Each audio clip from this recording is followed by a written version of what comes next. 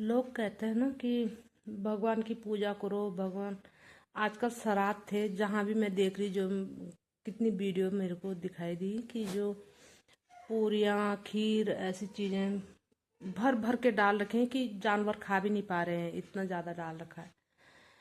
जबकि पूरी जानवरों के लिए ठीक नहीं होती है, फिर भी वो खाते हैं थोड़ा बहुत, फिर उनकी तबीयत खराब हो जाती है इतनी ज़्यादा कि सुबह फिर कर्मचारी आके उनको साफ कर किया होगा, सफाई कर्मचारी ने।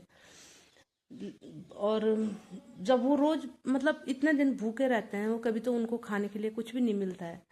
सड़क के किनारे देखो, कहीं भी देखो, गाय है, बंदर हैं या कुत्ते हैं, वो खाना ढूंढते रहते हैं, उनको कुछ नहीं मिलता। और आजकल श्राद्धों में लोग सोच रहे हैं ना कि श्राद्धों में हम खाना देंगे तो हमारे मतलब पुरखों को, हमारे पूर्वजों को मिल जाएगा। कैसे मिलेगा वो? इससे अच्छा तो जब तक वो जिंदा है तब तक उनकी अच्छी देखभाल करो, उनसे अच्छा व्यवहार करो, उनको जो मन कर रहा है खाने को दो। लेकिन उस समय तो उनकी कोई कदर नहीं होती। जब वो मर जाते हैं तो उनके नाम का ढंडोरा पीट के कहीं कुत्तों को खिला दो, गायों को खिला दो। अगर रोज रोज एक एक रोटी उन कुत्तों को दे दें, उन गायों को दे दें, तो हो सकता है कुछ पुण्य मिले उनको। लेकिन यही है ना कि लोगों की धारणा यही है, मंदिर में ले जाएंगे, दूध भर के, लोटा भर के दूध ले जाएंगे शिवलिंग में। तो भोले शंकर हम भी मानते हैं, भोले शंकर ये तो नहीं कहते तुम किसी जानवर को मार के और मेरे पास दूध लेके आ जाओ। अगर वही दूध वो थोड़ा सा रख के और थोड़ा किसी जानवर को दे दे तो भगवान खुश होंगे ना, क्योंकि वो भी उन्हीं के जीव हैं, उनको भी प्यारे हैं। लेकिन ये कोई नहीं सोचता ना, बस वो दिखाई दिए कुत्ते तो उनको पत्थर मार दिया, भगा दिया। वो कहीं पे बारिश में बैठे हैं तो उनको वहां से उठा के भगा दिया, बारिश में भीगो तुम सालो, जहाँ जाते हो जाओ। तो मुझे ना किसी समय बड़ा फील होता है कि साले अपना अपने से पाप उतारने के लिए तुम लोग श्राद्ध कर रहे हो, कर रहे पितृदोष हो गया, ये हो गया, वो हो गया। पितृदोष कुछ नहीं होता। अगर जब तक वो जिंदा हैं तब तक उनकी सेवा अच्छी हो रखी हो तो बाद में वो कोई भी अपने बच्चों को, चाहे भगवान हो चाहे कोई हो, पितर हो, वो भी भगवान ही है, कोई दुख नहीं देता है ना। वो भी समझते हैं कि भाई इन्होंने हमारे लिए किया है। इससे अच्छा उनकी सेवा जीते जी करो ना। मरने के बाद तुम वो राशन पानी इतना फेंक के आ रहे हो, कहीं उनके नाम से भंडारा दे रहे हो, कहीं मतलब ये है ना कि अपना गिल्ट कम करने के लिए ये लोग ये ऐसा करते हैं। वैसे उनको मरने के बाद कौन देख रहा है, कहाँ मिल रहा है उनको? नहीं मिल रहा है। अब पता नहीं मिलता है नहीं मिलता है, ये तो मैं नहीं जानती।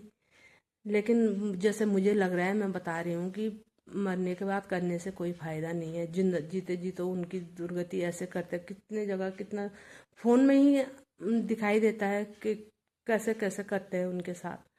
कोई तो वृद्धाश्रम भेज देते हैं, कोई एक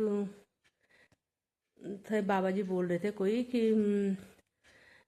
एक आदमी ने क्या किया, उसकी माँ और बीबी रहते थे तो उसने बीबी को, अपनी माँ को उठा के वो वहाँ आश्रम में लेके गया। बाबा से बोला कि मैं, मेरी माँ और बीबी लड़ाई होती है घर में, इन दोनों को नहीं पटती है, तो मैं अपनी माँ को लेके यहाँ आ गया हूँ। तो बाबा ने बोला कि माँ को क्यों लाया तू? माँ तो ये है कि तुझे बचपन में तीन भाई बहन थे तुम। तो उसने बोला कि तीनों में से कोई नहीं रखना चाहता और मेरे साथ थी, तो मेरी बीवी भी से भी लड़ाई कर रही है, तो मैं अपनी माँ को यहाँ वृद्धाश्रम में छोड़ने आ रखा हूँ। इनको यहाँ रखो, तुम ही देखो। उस बाबा ने बोला कि हाँ मैं तो कर लूँगा, मैं तो करता ही हूँ, इतनी सारी माताएं हैं, मैं सबकी सेवा करती हूँ। अगर कोई यहाँ मर भी जाता है तो उनका अंतिम संस्कार भी मैं ही करता हूँ। लेकिन तुम अपने बेटे हो करके जीते जी अपनी माँ को ऐसे वृद्धाश्रम में छोड़ रहे हैं। मैं तो कर लूंगा, लेकिन तुम्हारा क्या होगा? तुम क्या करोगे? कि नहीं मेरी बीवी परेशान हो रही है, ये लड़ाई कर रहे हैं, ये वो। तो बाबा ने, ये मेरे को बहुत अच्छा लगा, बाबा ने बोला कि जो तू अपनी बीवी माँ को पकड़ के यहाँ आश्रम में लाया, बीवी को भी तो ला सकता था। माँ को रहने देता घर पे, उस बीवी की चुटिया पकड़ के लाता यहाँ आश्रम में, उसको भी हम पालते। उसको भी देखते जैसे सारे हैं यहाँ वैसे उसको भी रखते। बीवी क्यों नहीं भगाई तूने घर से, माँ को ही कैसे भगा दिया, जबकि माँ ने तेरे को बचपन से पाल पोस के अपने पेट में 9 महीने पाल के फिर बड़ा किया होगा, क्या नहीं कैसे करके नहीं पाला होगा। आज तू इस लायक हो गया कि माँ का हाथ पकड़ के वृद्धाश्रम में लेके आ गया। लानत है ऐसे बेटे को। भगवान करे कि ऐसा बेटा कोई किसी माँ को ना दे। इससे तो माँ बिना बेटे के रह जाए कोई बात नहीं।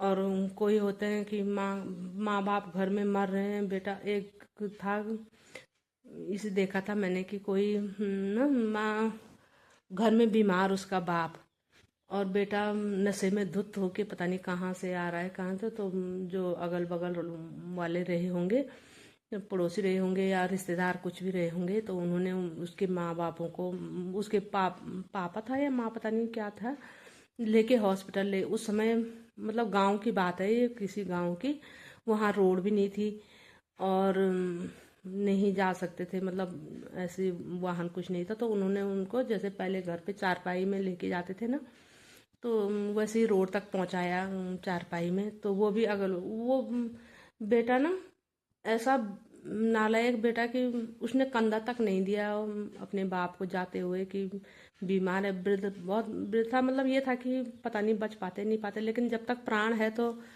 आदमी सोचता है ना कि हॉस्पिटल ले जाऊं, थोड़ा इनकी तकलीफ कम हो।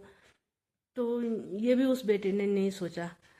तो उनके जो अगल बगल पड़ोसी रिश्तेदार जो भी रहे होंगे वो उठा के लेके गए हॉस्पिटल। तो वो बूढ़े बेचारे ना वही हॉस्पिटल में ही मर गए। तो क्या हुआ उसके बाद, वो बेटा घर में आ गया। अब घर में आया तो जो भी क्रियाक्रम जो भी होता है तो वो बेटा ही करता है। बेटा जब वो उतनी उनकी संपत्ति खा रहा है, उतना उनका, उसका क्या था कमाया, उसकी औकात तो कुछ भी नहीं थी। उसका मतलब जो भी था माँ बापों का कमाया हुआ था, तो उसने ये नहीं सोचा कि, तो उसके बाद गांव वालों को बुला के वो मतलब खाना पीना खूब कर रहा है, सबको खिला रहा है पिला रहा है, कि मेरी माँ के, किसी को बोल रहा था बल्कि ये ना मेरी माँ का अंतिम, मेरी माँ की खा के जाओ भाई, मेरी माँ की तरफ का अंतिम है ये, मेरी माँ मतलब अब नहीं आएगी, अब मिलेगा भी नहीं उनकी तरफ से, ये आखिरी है, खा के जाओ। मैंने कहा उनको गांव वालों को या किसी को भी मत खिलाओ, लेकिन उस समय अगर उनको लेके जाता हॉस्पिटल और उनको खिलाता तो वो खुश रहते ना। तो जाते हुए उनके मन में तो वही रहा होगा कि मेरा बेटा मेरे को हॉस्पिटल में नहीं लेके गया। तो ऐसा होता है ना। मुझे तो कहा बोलते हुए भी ये लग रहा है कि कैसे बेटे होते हैं, वो कोई कैसा होता है ना। तो नहीं होना चाहिए जो भी। अगर अगर माँ बाप बूढ़े हो जाते हैं तो कोई ये है कि हल्ला भी करते हैं कुछ भी करते हैं, लेकिन बच्चों को समझना चाहिए ना। वो तो नहीं बूढ़े हैं, वो तो सहन कर सकते हैं, डांटते भी हैं, बूढ़े आदमी बोलते भी हैं, सुन लिया करो थोड़ा। क्या इतने में क्या बिगड़ जाए, उनको बोलने दो। पर जो है कि बीवी के बोलने पे माँ बापों को घर से निकाल देते हैं, उन्हीं के अपने घर से।